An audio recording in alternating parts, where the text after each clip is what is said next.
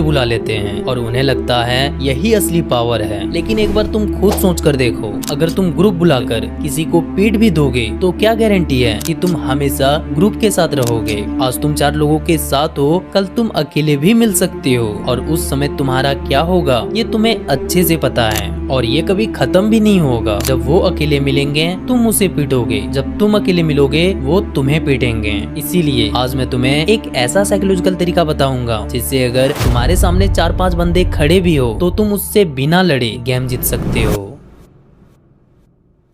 देखो, किसी भी लड़ाई में चाहे 1 वर्सेस 1 हो या 1 वर्सेस 4, जीतने के 2 ही रियल तरीके होते हैं। पहला तरीका साइकोलॉजिकल कंट्रोल। यहाँ गेम हाथों से नहीं दिमाग से जीता जाता है। यहाँ पर तुम सामने वाले के ईगो, फियर और इमोशन को हैंडल करके सिचुएशन को अपने फेवर में मोड़ देते हो। ये कोई ऐसा वैसा गेम नहीं है, ये एक हाई लेवल गेम है। यहाँ ब्रेन मसल से ज्यादा डेंजरियस होता है। दूसरा है फिजिकल कंट्रोल, जिसे हम वीडियो के एंड में समझेंगे। तो चलो पहले साइकोलॉजिकल कंट्रोल को समझ लेते हैं।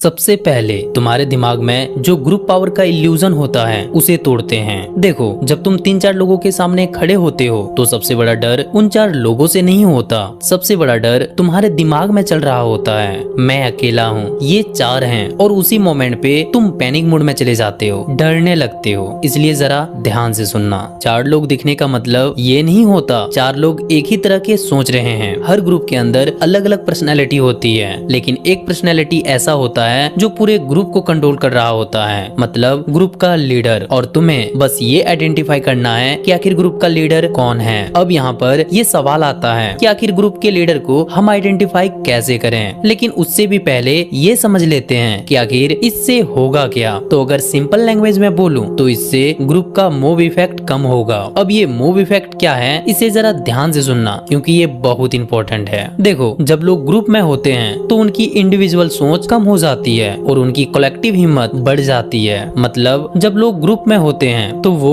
अक्सर वैसे बिहेव नहीं करते हैं जैसे वो अकेले में करते हैं, वो वैसे बिहेव करते हैं जैसे ग्रुप के लोग करते हैं। और इसके पीछे 3 मेन रीजन होते हैं। पहला, रिस्पॉन्सिबिलिटी डिवाइड हो जाती है। अकेला इंसान क्या सोचेगा अगर कुछ गलत हो गया तो, और वही इंसान ग्रुप में क्या सोचेगा, हम सब हैं, कुछ नहीं होगा। मतलब किसी को नहीं लगता कि पूरा दोष उसी पर आएगा। इसीलिए ज्यादातर लोग ग्रुप में रिस्की डिसीजन ले लेते हैं। दूसरा, ग्रुप में इमोशन बहुत जल्दी ट्रांसफर होते हैं। मतलब एक बंदा गुस्सा करे तो बाकी भी गुस्से में आ जाते हैं, एक बंदा चिल्लाए तो बाकी भी चिल्लाने लगते हैं। यानी एक इंसान का इमोशन धीरे धीरे पूरे ग्रुप का इमोशन बन जाता है। तीसरा, ईगो इम्प्लीफाई होता है। ग्रुप में इंसान ज्यादा एग्रेसिव बिहेव करता है क्योंकि वो दूसरे बंदे से कमजोर नहीं दिखना चाहता। इसीलिए ग्रुप के हर बंदे ज्यादा बोल्ड दिखते हैं और इन्हीं तीनों चीजों का कॉम्बिनेशन मूव इफेक्ट कहलाता है।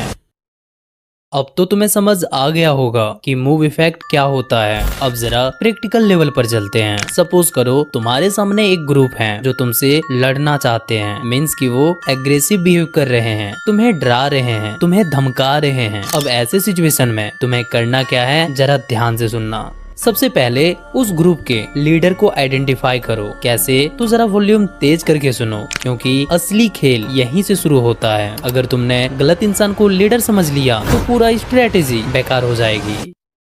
सबसे पहले एक बात समझ लो, ग्रुप का लीडर हमेशा वो नहीं होता जो सबसे ज्यादा चिल्ला रहा हो। कई बार जो सबसे ज्यादा बोल रहा होता है वो बस नॉइज होता है। असल लीडर थोड़ा काम होता है, मैच्योर होता है। इसीलिए लीडर पहचानने के लिए तुम्हें 3 से 4 सेकेंड ऑब्जर्व करना है। अब तुम्हारे मन में एक सवाल आएगा कि आखिर हमें ऑब्जर्व क्या करना है। तो देखो, तुम्हें 3 मेजर सिग्नल पकड़ना है। पहला सिग्नल, अप्रूवल पैटर्न। जब ग्रुप में कोई कुछ बोलता है तो ध्यान से देखो बाकी लोग किसकी तरफ देखते हैं। अगर किसी की बात के बाद सबकी नजर एक ही लड़के की तरफ जाती है तो समझ लो वही इनडायरेक्टली ग्रुप को लीड कर रहा है। दूसरा सिग्नल, रिएक्शन कंट्रोल। कभी नोटिस करना, अगर लीडर हंसता है तो बाकी भी हंसते हैं, अगर लीडर सीरियस हो जाता है तो ग्रुप की एनर्जी भी थोड़ा शांत हो जाती है। मतलब उसकी बॉडी लैंग्वेज ग्रुप की डायरेक्शन तय करती है। तीसरा सिग्नल, स्पीकिंग स्पेस। ग्रुप में कई लोग बोलेंगे लेकिन एक ऐसा लड़का होगा जिसकी बात बीच में कोई नहीं काटेगा। जब वो बोलेगा तो थोड़ी देर के लिए सारे लोग चुप हो जाएंगे। ये एक साइलेंट रिस्पेक्ट होता है और यही एक लीडर की पहचान है। और जब तुम लीडर को आइडेंटिफाई कर लोगे तो तुम्हारा पहला पहला स्टेप रहेगा नेचुरली लीडर से आई कांटेक्ट करना और साथ ही अपनी पूरी बॉडी को उसकी तरफ टर्न करना, ताकि ये क्लियर हो कि तुम सिर्फ लीडर से बात कर रहे हो। यहाँ पर एक बात याद रखना, साइड के लड़के बीच में बोलेंगे, प्रोवोक करेंगे, कमेंट करेंगे, लेकिन तुम्हें रिएक्ट बिल्कुल भी नहीं करना है और ना ही उनकी बातों का जवाब देना है, क्योंकि अगर तुम ग्रुप के सारे बंदों को रिप्लाई दोगे, सभी का बात सुनोगे, तो इससे ग्रुप की यूनिटी स्ट्रांग होगी। लेकिन जब तुम सिर्फ लीडर को इम्पोर्टेंस दोगे तो बाकी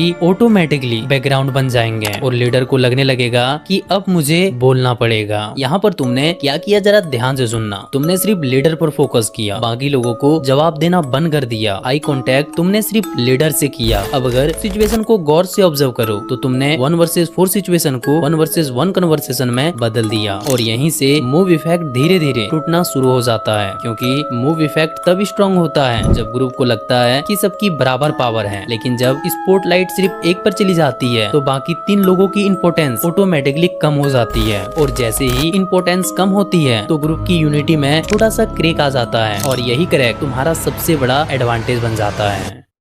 अब यहाँ ध्यान से सुनना, क्योंकि तुम्हारा गोल जीतना नहीं है, तुम्हारा गोल है सिचुएशन का कंट्रोल अपने हाथों में लेना और इसके लिए तुम्हें लीडर के दिमाग को इमोशनल मोड से निकालकर लॉजिकल मोड में ले जाना होगा। क्योंकि जब इंसान गुस्से में होता है तो वो सोचता कम और रिएक्ट ज्यादा करता है। इसीलिए यहाँ तुम्हें स्टेटमेंट नहीं क्वेश्चन यूज करना है, जैसे भाई एग्जैक्ट प्रॉब्लम क्या है, क्या ये मैटर इतना बड़ा है कि एक बंदे के लिए 4-5 लोगों को लेकर आना पड़ा। ध्यान दो, तुम उसे ऑर्डर नहीं दे रहे, तुम उसे सोचने पर मजबूर कर रहे हो। और साइकोलॉजी का एक इंटरेस्टिंग रूल है, जिस इंसान को सोचना पड़ता है उसका एग्रेशन धीरे धीरे स्लो होने लगता है। लेकिन अब यहाँ पर उसकी ईगो को सीधा चैलेंज मत कर देना, जैसे तू कुछ नहीं उखाड़ पाएगा, बहुत देख लिए तेरे जैसे, या कर ले जो करना है। ऐसी लाइन सुनते ही सामने वाले का फोकस प्रॉब्लम से हटकर अपने ईगो पर चला जाता है और जब ईगो एक्टिवेट हो जाती है तो एग्रेशन और बढ़ जाता है। इसीलिए स्मार्टली वे में लीडर को रिस्पॉन्सिबिलिटी दो, जैसे काम टोन में बोलो, मुझे तुम समझदार लगते हो इसलिए मैं तुमसे बात कर रहा हूँ। देखो, सीन क्रिएट करके किसी को कुछ भी फायदा नहीं होगा, इसमें बस नुकसान होगा। ये लाइन बाहर से सिंपल लगती है लेकिन अंदर से बहुत पावरफुल है, क्योंकि यहाँ तुम उसकी ईगो को अटैक नहीं कर रहे, तुम उसकी ईगो को एक रोल दे रहे हो, एक रिस्पॉन्सिबिलिटी दे रहे हो। और जब किसी इंसान को लगता है कि सबकी नजर उस पर है तो कई बार वो खुद अपने ग्रुप को कंट्रोल करने लगता है। याद रखना, लीडर को कंट्रोल करने की कोशिश मत करो, बस उसके दिमाग की डायरेक्शन कंट्रोल करो। जितना ज्यादा वो सोचेगा उतना कम रिएक्ट करेगा और जितना कम रिएक्ट करेगा उतना ही ग्रुप का प्रेशर कम होता जाएगा।